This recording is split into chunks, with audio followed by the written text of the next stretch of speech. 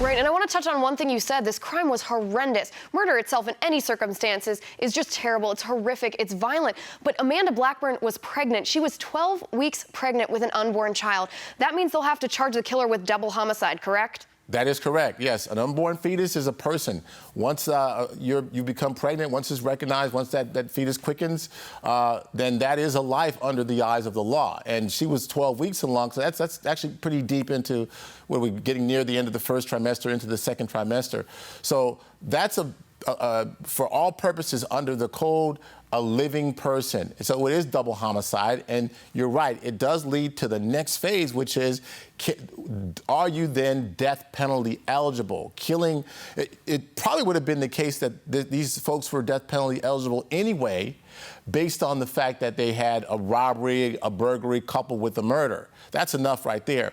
But when you add that it's a double homicide of an unborn fetus, they've got themselves squarely in the crosshairs of death penalty eligibility, and they'll be hard pressed to find a jury that's sympathetic.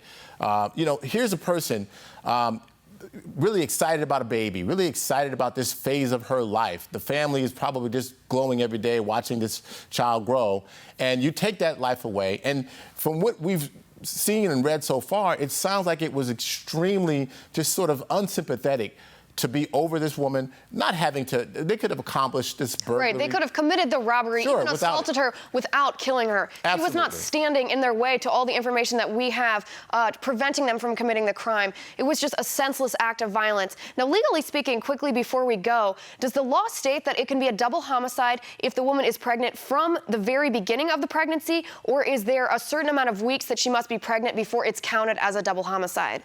Any time that the fetus has begun to be recognized and is growing in the womb, that's the time that it is recognized as a double homicide. So if she knew she was pregnant, regardless of how early she found out, it would be considered a double homicide. If they find evidence that this woman was pregnant through any type, because obviously there's an autopsy done, that would be sufficient for them to be charged with double murder.